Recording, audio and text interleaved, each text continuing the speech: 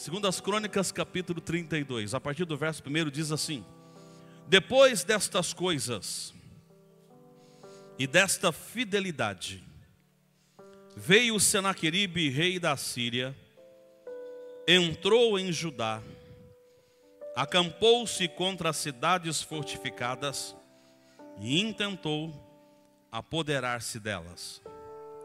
Vendo, pois, Ezequias que Senaqueribe vinha e que estava resolvido a pelejar contra Jerusalém, resolveu, de acordo com seus príncipes e os seus homens valentes, tapar as fontes das águas que havia fora da cidade, e eles o ajudaram. Assim muito povo se ajuntou e taparam todas as fontes, como também o ribeiro que corria pelo meio da terra, pois diziam: por que viriam os reis da Assíria e achariam tantas águas? Ele cobrou ânimo, restaurou todo o muro quebrado, e sobre ele ergueu torres. Levantou também outro muro por fora, fortificou a Milo na cidade de Davi, e fez armas e escudos em abundância. Pôs oficiais de guerra sobre o povo, reuniu-os na praça da porta da cidade, e lhes falou ao coração, dizendo: sede fortes e corajosos, não temais, nem vos assusteis, por causa do rei da Síria, nem por causa de toda a multidão que está com ele, porque há conosco maior do que está com ele. Com ele está o braço de carne, mas conosco o Senhor nosso Deus, para nos ajudar e para guerrear nossas guerras. O povo cobrou ânimo com as palavras de Ezequias, rei de Judá. Quantos creem na Bíblia? Diga: eu amo a palavra de Deus. Assente glorificando e exaltando o nome do Senhor. Meus amados, nós estamos na nossa série de mensagens Guerra. E desde a primeira ministração, o nosso pastor tem nos ensinado, tem evidenciado através da palavra, que nós precisamos ter um entendimento e compreender como que nós devemos lutar as guerras espirituais. Ele mesmo mencionou na sua primeira mensagem que eu e você precisamos conhecer o nosso inimigo, conhecer as táticas que o inimigo usa, conhecer as armas que o inimigo usa e a maneira como o inimigo luta. Bem como também ele menciona que no livro de Efésios capítulo 6, demonstrando que a nossa luta ela não é contra a carne nem contra o sangue, mas é contra os principados e potestades nas regiões celestiais. Então, percebemos desde o início da ministração dessa série que nós precisamos entender quem é o nosso inimigo, precisamos entender como ele atua e precisamos entender quais são as armas que o Senhor disponibilizou para nós na frente desta guerra. É bem verdade que quando falamos disso, temos que entender que essa guerra se desencadeou, não agora recentemente, mas há muitos milênios atrás.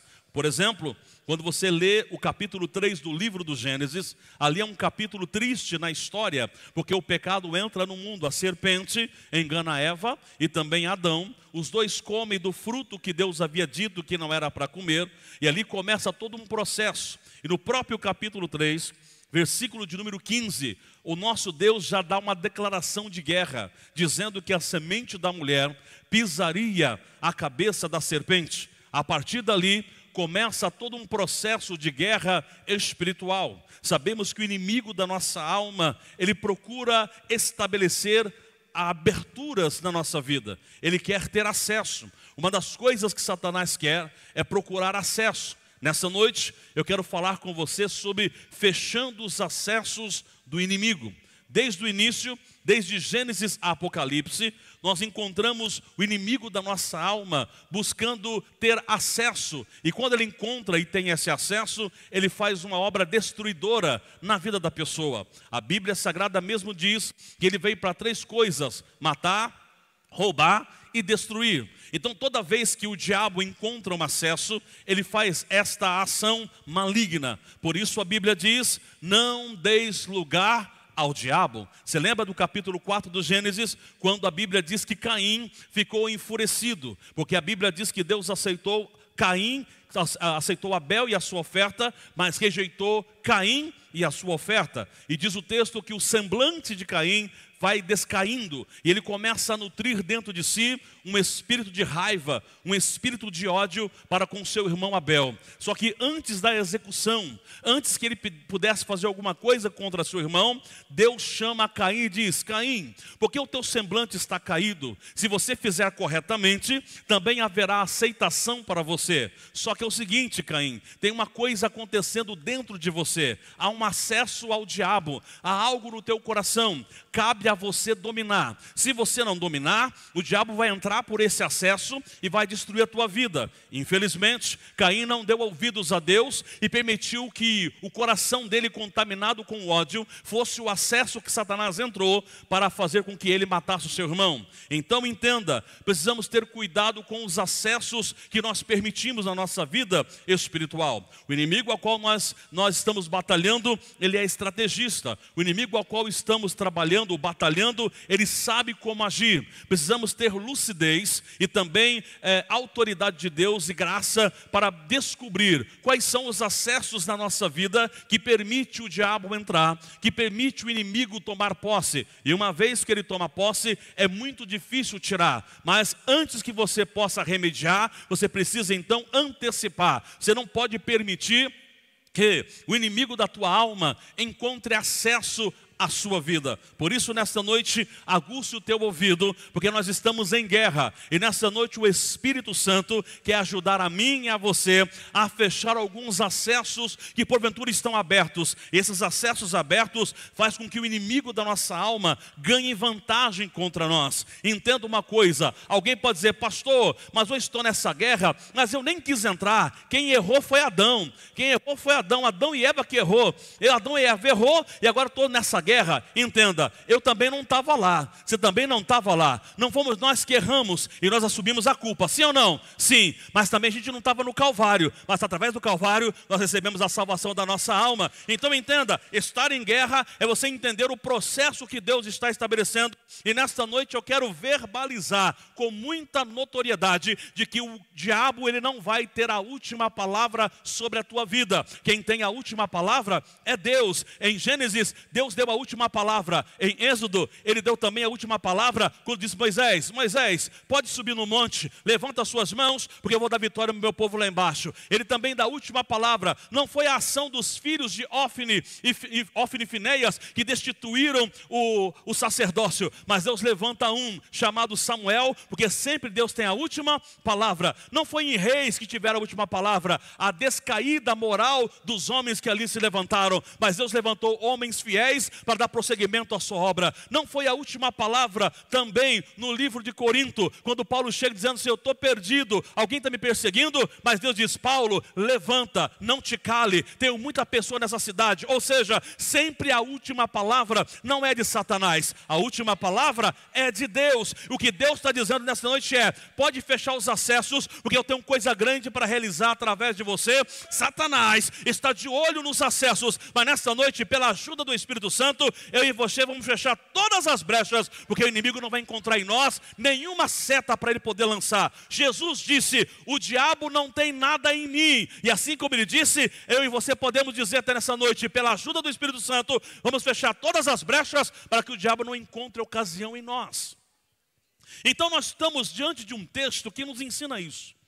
Quando eu li com você 2 Crônicas 32, é um texto estratégico, porque fala como se comportar diante do ataque do inimigo. Entenda uma coisa, Satanás ele está com muita fúria, mas vou dizer uma palavra aqui sem medo, pode ter a fúria que quiser. Nós estamos militando com o general dos generais, com o Senhor dos senhores, mas precisamos estar atentos para fechar as brechas. Quer ver? Olha que interessante o texto que você acabou de ler comigo. O texto começa dizendo assim no verso 1: depois desta fidelidade, Senaqueribe veio contra Ezequias. Percebeu o que você acabou de ler comigo? Depois desta fidelidade, diga fidelidade. Mais forte para gravar, diga fidelidade. quando você lê o primeiro verso, o que você pensa? Puxa vida, pastor, tem alguma coisa errada no texto. Porque se Ezequias está sendo fiel, por que Deus está permitindo o diabo vir atacá-lo? Se Ezequias está sendo fiel, por que Deus está permitindo o Senaqueribe vir? Não era nem para Deus permitir, era para Deus ter tapado logo. Mas entenda uma coisa, fidelidade não ausenta de guerra. Ser fiel não é ausência de guerra. Fidelidade é estar na guerra e sendo sustentado pela fidelidade que você tem. Fidelidade não te exclui de ser atacado, mas fidelidade te dá suporte quando você é atacado. O que nós vamos ver que no capítulo 31, Ezequias faz toda uma reforma religiosa. Ele tira os altos, as adorações a deuses estranhos. Ele retira até um poste ídolo que era chamado Neustã, que foi a serpente levantada por Moisés lá em Números. Ele faz uma reforma, ele faz uma limpa. Mas depois de todo esse ato de fidelidade, diz o texto que ele é atacado. E talvez você pode pensar, pastor, eu também tenho sido fiel e as guerras não param. Eu tenho sido fiel e o inimigo não para de atacar. Fidelidade não te ausenta de guerra. Fidelidade atrai guerra. Pastor, se tem alguém que não gosta de você ser fiel, é o diabo. Então entenda uma coisa, ser fiel não é ausência de guerra. Quer ver uma coisa? Lá em Daniel nós encontramos isso. Nós temos lá 3 hebreus, Misael, Ananias e Azarias. Diz o texto lá em Daniel, que é o som da harpa, da pífara, da sambuca, do saltério, de todo instrumento de corda. Quando tocasse, todos deviam se dobrar perante a estátua. E quando tocou, muita gente se dobra, mas 3 ficam de pé: Misael, Ananias e Azarias. De repente fala assim, olha rei, tem 3 hebreus aí que não se dobraram, porque fidelidade é isso. Fidelidade não é circunstância, é posicionamento. Fidelidade, eu não sou fiel porque alguma coisa está sendo boa para mim. Fidelidade é a coisa está sendo ruim, mas eu permaneço fiel porque eu sei a quem eu creio. E diz o texto, olha rei, tem 3 hebreus que não se dobram. Chama os 3. Olha, eu estou sabendo aí que vocês não quiseram se dobrar. Só que tem uma coisa, se vocês não se dobrarem, eu vou lançar vocês na fornalha. Sabe o que eu louvo a Deus? Os 3 estão sendo fiéis. Estão sendo ameaçados de ser jogados aonde? Na fornalha. Alguém pode perguntar, pastor, mas por eles terem sido fiéis, não era para Deus livrar da fornalha? Nem sempre. Entenda uma coisa, fidelidade não te livra da fornalha. Fidelidade te livra na fornalha. E eu louvo a Deus que a maneira como eles interagem, pastor João, é lindo. Você não vai encontrar Misael, Ananias e Azarias dizendo assim, sabe tal coisa? Dá uma colher de chá aí, rei. Não tem como o senhor dar uma colher de chá aí, não? Eles não pedem livramento. Em Daniel 3, a partir do 16, olha como é que funciona o texto. Olha como é que funciona o texto. Daniel 3,16, ó. Responderam Sadraque, Mesaque e Abidnego ao rei: ó Nabucodonosor, quanto a isto, não necessitamos de te responder. Ó 17. Se o nosso Deus a quem servimos quer livrar-nos, ele nos livrará da fornalha de fogo ardente e das tuas mãos, ó rei. Olha o 18, que bonito. Se não, fica sabendo, ó rei, que não serviremos aos teus deuses, nem adoraremos a imagem de ouro que levantaste. Ou seja, vivendo somos dele, morrendo somos dele. Porta aberta, somos dele. Fechada, somos dele. Cura, somos dele. Enfermidade, somos dele. Sim, somos dele. Não, somos dele. Nada negocia fidelidade. Só que por causa da fidelidade dos 3, eles foram jogar aonde? Na fornalha. A fidelidade promoveu livramento ou condenação? Aos olhos humanos, condenação. Mas quando eles chegam lá dentro da fornalha, sabe o que eu louvo a Deus? Juntou mais um. A tua fidelidade atrai Deus. A fidelidade atrai guerra? Sim, mas também atrai Deus junto. Você está na guerra, mas não está sozinho, Ele está contigo. Você está na prova, você não está sozinho, Ele está contigo. Então entenda uma coisa, fidelidade não é ausência de guerra. Mesmo Ezequias tendo sido fiel, a guerra vem. Então entenda uma coisa, não fique de bobeira não. Eu estou sendo fiel. Se prepara que a guerra vem. Mas tem uma coisa, ela vem e ela vai. Ela vem e Deus vai fazer com que o diabo caia, porque a tua fidelidade é a garantia de sustentação no meio da prova. E aí vai entrar uma questão aqui que eu acho bonito. Porque Ezequias vai começar a ter algumas atitudes importantes. Porque o texto que você leu comigo diz que Senaqueribe estava resolvido invadir. Já estava certo na cabeça dele fazer isso. Entenda uma coisa, essa luta não é uma luta subjetiva. Ele está resolvido. O diabo está resolvido em acabar com você e comigo. Mas quer dar uma glória a Deus gostoso? Mas Deus também está resolvido em nos abençoar. O inimigo estava resolvido entrar para poder fazer a desgraça.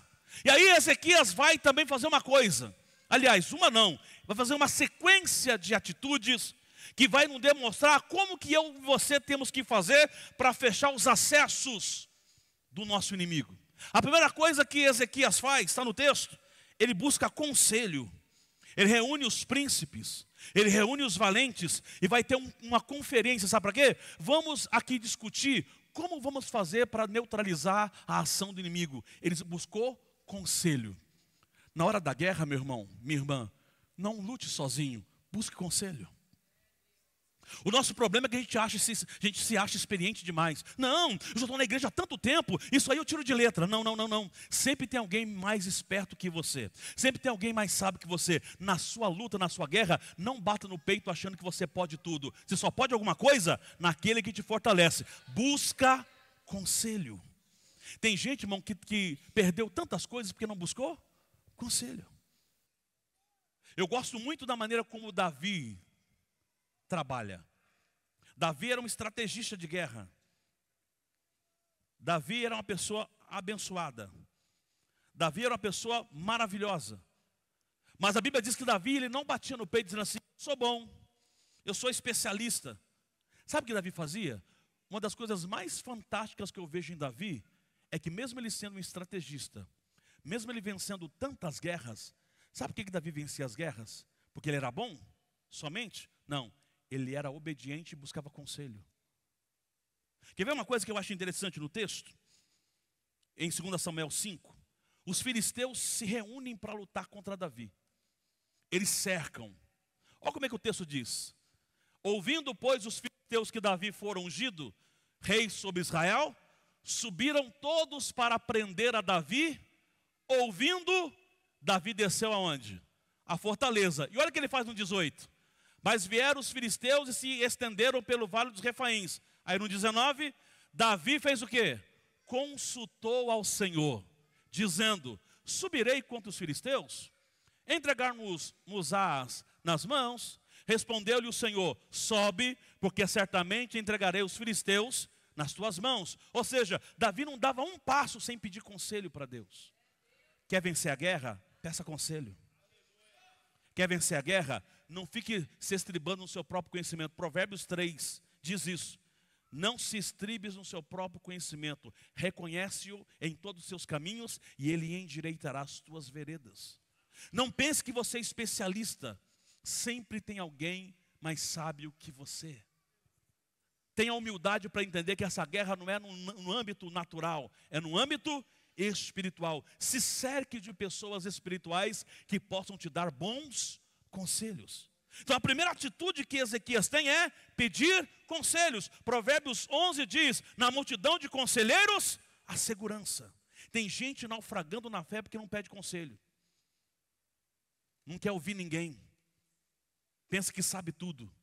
O único que pode todas as coisas é o nosso Deus. E se nós não pedimos conselho, a gente vai naufragar. Mas nessa noite, aguça o teu ouvido. Comece a pedir conselhos ao Senhor. Sabe outra coisa também? Eu vou falar, não ia falar não, mas vou falar. Tem gente entrando em guerra errada, porque não pede conselho. Nem todas as guerras é para você entrar. Tem gente que pega a guerra com a própria mão, porque não pediu conselho. Até para orar por alguém, você tem que entender se pode orar mesmo ou não. Você sabia disso? Tem gente que tem mania de colocar a mão em... Até para orar tem que pedir conselho. Outra coisa, até para receber oração tem que pedir conselho. Não é qualquer um que pode colocar a mão na tua cabeça, não. Tem gente que não pode ver a mão levantada e já põe a cabeça embaixo. Não. Peça conselho. Você está atraindo guerra para você de bobeira. Ah, não, ele é de Deus, será? Ah, não, ele é de Deus, será? Entenda uma coisa nesta noite, peça conselho. Permita que o Espírito Santo te leve às estratégias certas. Quando você recebe conselho, você luta melhor com menos força. Quando você vai de qualquer jeito, você vai despender muita energia e não vai fazer nada. A primeira coisa que Ezequias faz, conselho. E quando ele pede conselho, sabe o que aconteceu? Começou um procedimento. Alguns que trabalham nessa área vão até gostar do que eu vou falar. Começou uma gestão. Os conselhos que Ezequias recebe, dá a ele o quê? Uma gestão de como fazer.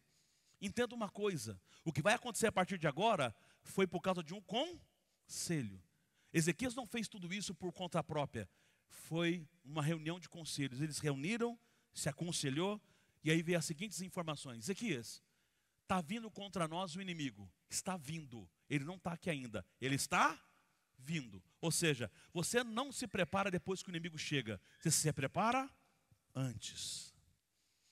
Tem gente, pastor Marcos Prudente, que não é prudente. E que só deixa para se preparar quando a regra já está na porta.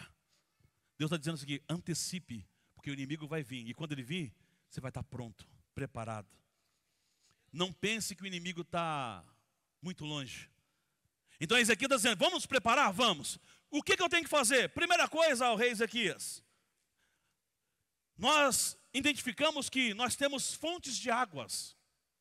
Tanto dentro, quanto fora dos muros. Nós temos uma abundância de água. E tem uma coisa, rei, se o inimigo chegar e ver muitas águas, ele permanece, sabia disso? O que faz o inimigo não permanecer muito rodeando uma cidade é quando ele não encontra provisão. Quanto mais água, maior o tempo de cerco. O que eles falam? Vamos tampar as fontes das águas, para não dar alimento para o inimigo permanecer muito tempo. Deus está dizendo nessa noite, está na hora de tampar algumas fontes que você deixou abertas, o inimigo está se aproveitando delas. Satanás está rodeando você. Tem crente, irmão, que ele ora pelo mesmo problema já faz anos. Tem crente que pede oração pelas mesmas coisas já faz tempo. Por quê? Porque Deus não agiu? Não, ele não tampou as fontes. Está aberto, toda hora o inimigo chega. O problema não é a oração, é você tampar as fontes que sacia e alimenta o inimigo que está ao seu redor. Quando eu permito que as fontes fiquem abertas, Satanás tem espaço para ficar e permanecer por mais tempo. Quer que o inimigo vá embora? Fecha as fontes. A primeira coisa que eles fazem, eles tampam as fontes para não dar alimento para o inimigo. E tem muitas fontes abertas no dia de hoje. É a fonte da ira, é a fonte da mentira, é a fonte da falta de fé, é a fonte da incredulidade. Tampa essas fontes para que você não tenha mais a ação do inimigo contra você. Está tudo indo bem, de repente acontece uma coisa. Por quê? O inimigo encontrou alguma coisa para ele se apegar. Eu falei no início e repito, Jesus disse, o diabo não tem nada em mim. Ou seja, não tem nada que o diabo possa pegar em mim. Não tem nenhuma fonte aberta para que o diabo se sacie dela.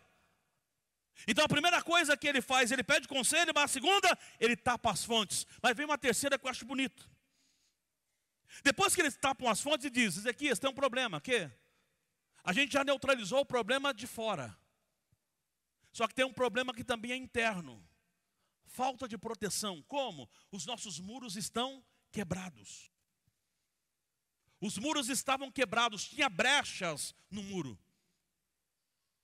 Então uma das coisas que precisamos entender para não dar acesso a Satanás e não dar acesso ao nosso inimigo é restaurar os nossos muros.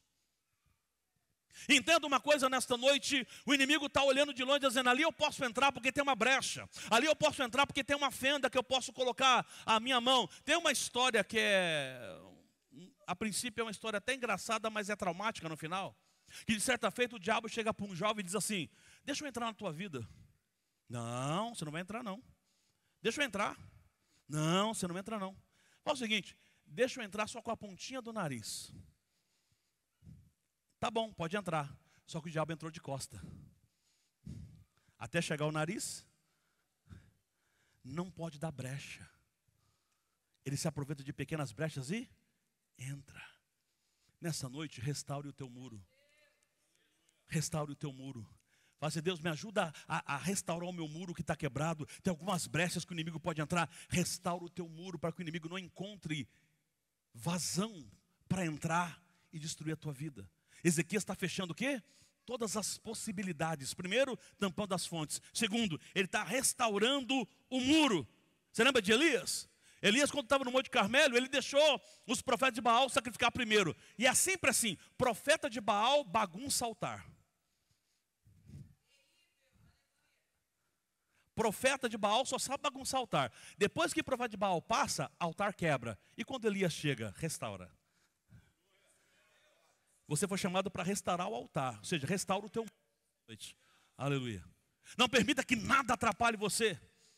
Mas aí depois Ezequias diz: tá bom, então nós pedimos aí para tampar as águas, restauramos o muro quebrado. E agora? Ezequias, tem uma coisa importante, o quê?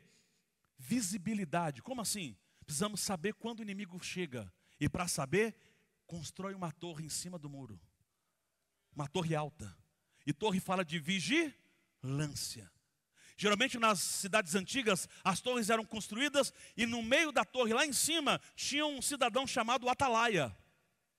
E qual era a função do atalaia, pastor? Era vigiar quando o inimigo estivesse longe. Então eu não poderia ser atalaia. Marcos Prudente não ia poder ser atalaia, né? A gente usa óculos. A visão tinha que ser uma visão longe. O atalaia tinha que enxergar quando o inimigo estivesse ainda. O atalaia é responsável de avisar o povo antes do inimigo chegar. Então o atalaia, além de ele enxergar longe, eu sabia que todo mundo ia descer hoje. Você me ajuda, amigo? Você? Está aí não? Meu Deus. Aí, vou ter que lembrar meus tempos de discoteca. E aí, quando o atalaia estava lá em cima, que ele viu o inimigo chegando, ele avisava quem estava dentro. Mais ou menos. Então a função da atalaia é enxergar longe. Diga, enxergar longe. E avisar quem está dentro. Não adianta enxergar longe se não avisar quem está dentro. Deus colocou você como atalaia na sua casa. Quando você está vendo o mal chegar, você tem que avisar quem está dentro. Qual é a trombeta do cristão? O que Deus está dizendo: Ezequias, põe uma torre para que você possa enxergar quando o inimigo chega. Não permita que Satanás, o inimigo, se apodere das tuas fronteiras. Quando estiver longe, já identifica quem ele é, para que você possa se guardar e regimentar o povo para a guerra. Nós estamos em guerra, irmão, não podemos deixar que o inimigo se aproxime. E geralmente nas estratégias de guerra, o que o inimigo faz para se aproximar sem ser visto? Ele faz uma camuflagem. Apaga a luz aí, por favor. Aqui na frente. Apague aí. Pode apagar alguém? Só para você entender. Aí, tá me vendo? Camuflagem. Brincadeira, gente. Pode acender a luz de novo. Acende a luz aí. Então, o inimigo usa uma camuflagem para ele não ser identificado. Você ficou camuflado também, Léo. A Glorinha, então? Nesse canto aí, Glorinha. Só o vestido vermelho. Então, a camuflagem é para não permitir que o inimigo seja visto. Mas tem uma coisa: quando você está na presença de Deus, não tem camuflagem. O Espírito Santo te avisa quando ele está chegando. Eu estou, apesar dessa brincadeira toda, mas isso é muito sério. Satanás quer se infiltrar sem você ver. Mas nesta noite Deus está te colocando um colírio espiritual na tua vista, para que você enxergue quando o inimigo se aproxima. Mas tem que chegar de longe. Enxergou? Toca a trombeta. Enxergou? Anuncia. Não permita que ninguém que está sob os seus cuidados seja atacado pelo inimigo, porque você está sendo uma atalaia de Deus. Só que aí ficou mais bonito ainda, sabe por quê? Ezequias junto com o povo disse assim: seguinte, nós já fizemos muita coisa, né? Já está bom? Não, está bom não, Ezequias. Por quê? Nós já tapamos as fontes, nós já restauramos o muro, já construímos uma torre. Só que tem uma coisa, Ezequias, vamos fazer melhor? Vamos construir mais um muro? Mais um? Mais? Por que já não tem um? Tem, por que outro? Vamos nos proteger mais. Proteção nunca é demais. Você lembra do que o pastor falou na primeira mensagem? nas indumentárias da armadura de Deus, só tem uma de ataque. Os outros são todas defesa. Já tinha um muro restaurado? Já. Mas faz mais um antimuro. Faz mais um muro para quê? Para reforçar. Reforce a proteção. Ora mais. Reforça a proteção. Jejua mais. Reforça a proteção. Lê mais a Bíblia. Eu já faço. Reforça. O inimigo sabe as estratégias. Mas se você estiver reforçado, ele não encontra a brecha. Ele não encontra, ele diz, olha, eu estou buscando a brecha na vida dessa pessoa, eu não acho, porque onde eu vou tem um muro da oração, onde eu vou tem um muro da palavra, onde eu vou tem um muro do jejum, onde eu vou tem um muro da consagração, todo primeiro sábado aqui na igreja, quando eu vou tem a oração da tarde, quando eu vou tem clamor da meia-noite, quando eu vou tem EBD de manhã, onde eu vou tem culto 5 horas, onde eu vou tem culto 19, aonde o inimigo achar, ele não acha brecha, que está guardado. Ezequias colocou mais um muro para proteger mais. Só que ele vai mais além. Tá tudo bom? Tá. Pode melhorar? Pode. Vamos fortificar a cidade de Davi. Porque não adianta nada estar preparado aos arredores e estar ruim dentro. Ele manda fortificar a cidade. Nessa noite, esta mensagem é para você entender que Deus está te preparando para guerras. Mas Ele está dizendo, fortifica. Fortifica o que está dentro, fortifica a tua casa, fortifica a tua família. Não basta apenas ter um território cercado, dentro do território também tem que estar fortificado. Então ele fortifica a cidade de Davi, e agora ele vai fazer uma coisa que eu acho bonito. Depois de tudo isso, eu assim, tá bom, nós estamos tudo bom, estamos fortificados, estamos com torre alta, estamos com um muro e um antimuro pronto, temos o atalaia. Vamos fazer o seguinte, só que nós temos também que estar preparados para lutar. E ele começa a fazer o quê? A fazer muitos escudos e lanças em abundância. Sabe o que é a ideia? Se preparar para a guerra. Nessa noite, nos cultos que você vem, semana após semana, é Deus te dando armamentos para você guerrear. E a Bíblia não diz que Ezequias fez armas poucas. Ele fez armas em abundância. Porque ele sabia, arma em abundância denuncia o quê? Preparação. Quando ele faz armas em abundância, ele está dizendo, eu estou fazendo essas armas, porque eu também vou treinar homens e mulheres para usar essas armas. Sabe o que eu estou dizendo aqui nessa noite? Deus está te dando armas e levantando você com um grande exército. Para você guardar, para você estar pronto para enfrentar o que o inimigo vai fazer. Mas o que me chama a atenção, gente, que a gente não pode esquecer e nem negligenciar, que o maior problema aqui do texto não é as coisas externas. Tudo isso foi arranjado. Fontes tampadas, muro restaurado, torre colocada, outro muro colocado, armas e escudos em abundância. Tudo estava pronto, mas tinha um problema interno. O povo estava desanimado. O que adianta ter armas e não tá desanimado? O que adianta ter muro e estar desanimado? O problema não está mais externamente, o problema está internamente. Eu vim aqui nesta noite para animar você e dizer para você que Deus já colocou tudo à sua disposição. Se anime. Por isso que Ezequias disse assim, o seguinte, gente, vamos fazer o seguinte, está tudo bonito, mas eu percebi que o povo está desanimado. E quando chega no verso 7 e verso 8, diz o texto que Ezequias chama todo o povo. Vou pedir até para o Natal colocar para mim, 2 Crônicas 32, verso 7 e depois o 8. Ezequias reúne todo mundo numa praça, e ele agora vai fazer uma coisa que eu acho fantástico, que é o que a gente vai fazer daqui a pouquinho, uns com os outros nessa casa de oração, nessa noite. Em 2 Crônicas 32, verso 7, olha só o que Ezequias vai dizer para o povo. É uma palavra que eu acho muito importante, muito estratégica, uma palavra que levou a todos eles a terem ânimo. Porque você precisa ter estratégia. Você precisa identificar de longe. Mas uma vez que ele identificou, tem que sarar o que está em problemas. Olha como é que ele começa o 7. Sede fortes e corajosos. Não temais. Nem vos assusteis por causa do rei da Síria. Nem por causa de toda a multidão que está com ele, Pode deixar primeiro um pouquinho no 7. Porque há um conosco maior do que está com ele. O que Ezequias está dizendo é o seguinte, gente. Por mais que o inimigo seja grande, por mais que o inimigo seja poderoso, com a gente está o mais poderoso.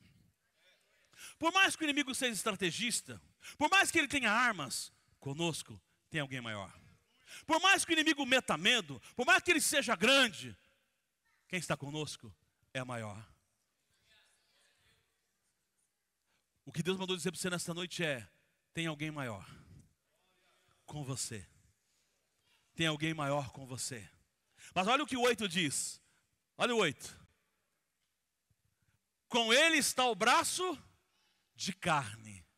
Ou seja, com ele milita o natural. E conosco milita o sobrenatural. A única coisa que ele pode fazer é braço de carne. O que é braço de carne? Eu vou dar um exemplo.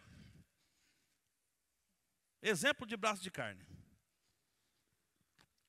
Eu sei que eu vou perder nessa aqui, mas tudo bem. Cadê o Davi? Davizão. Tá aí, Davi? Tá aí. Vem aqui, Davi, por favor, um pouquinho. Isso, pode vir.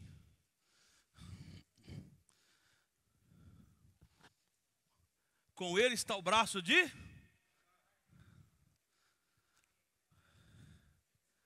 Deus, você me coloca em cada uma, Deus.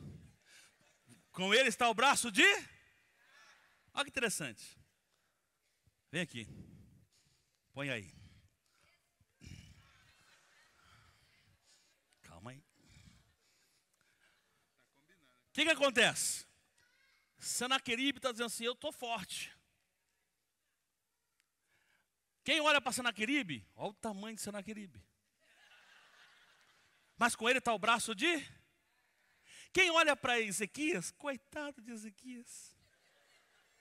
Olha só quem é Ezequias. Quem é Ezequias na fila do pão, como diz o outro, né?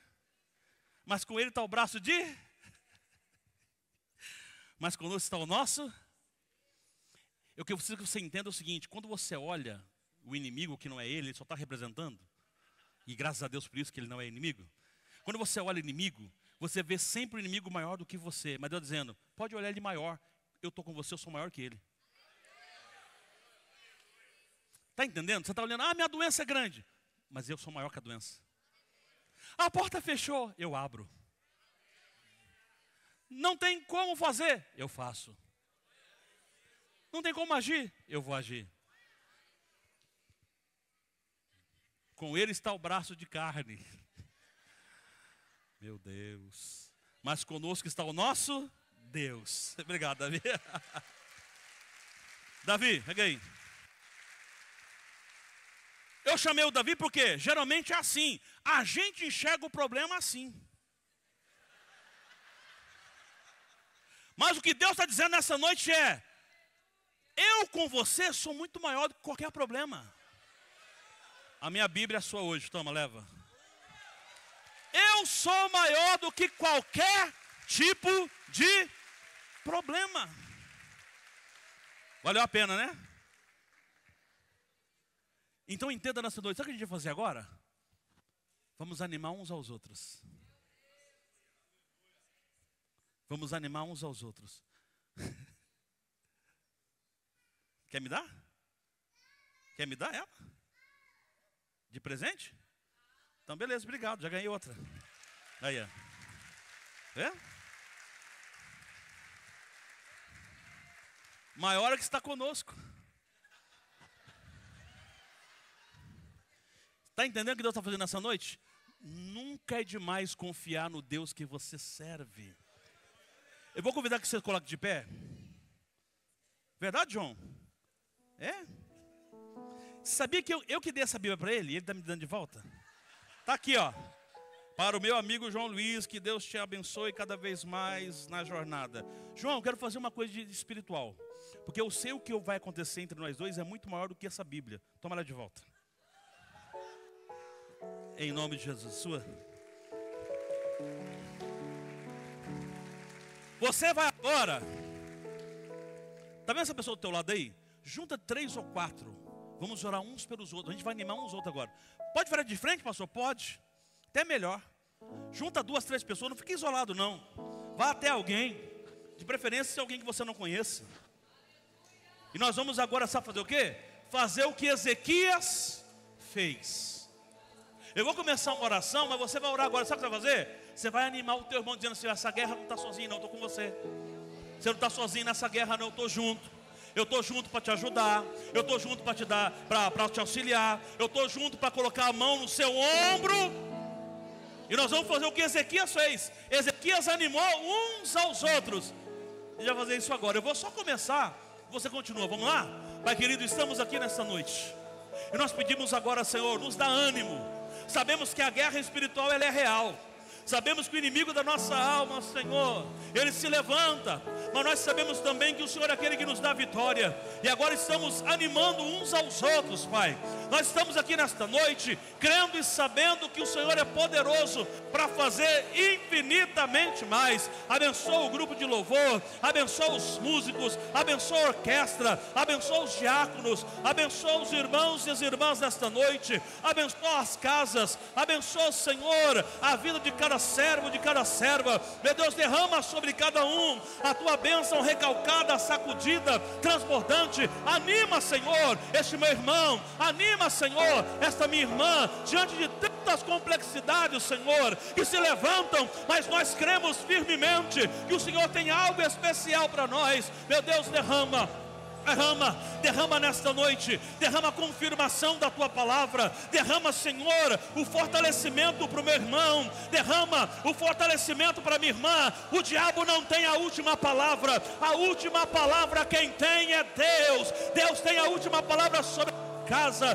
Deus tem a última palavra sobre a tua família, Deus tem a última palavra para o teu ministério, Deus tem a última palavra para os teus projetos, em nome de Jesus Cristo. Toda ação contrária do diabo está caindo por terra. A perseguição, ela não para. A igreja do Senhor, pode vir inferno, que a igreja não para. Pode vir doença, a igreja não para. Pode vir porta fechada, a igreja não para. Em nome de Jesus, a perseguição, ela não para. A igreja do Senhor, adore, exalte, glorifique ao Senhor. Deus está conosco. Pastor, eu também quero vencer essa guerra, quer? A porta de entrada para vencer a guerra se chama Jesus Cristo. Nenhum de nós vencemos a guerra por nós mesmos. Todas as estratégias espirituais vêm dele. A porta de entrada para vencer qualquer tipo de investida do diabo contra a tua vida é a pessoa bendita de Jesus.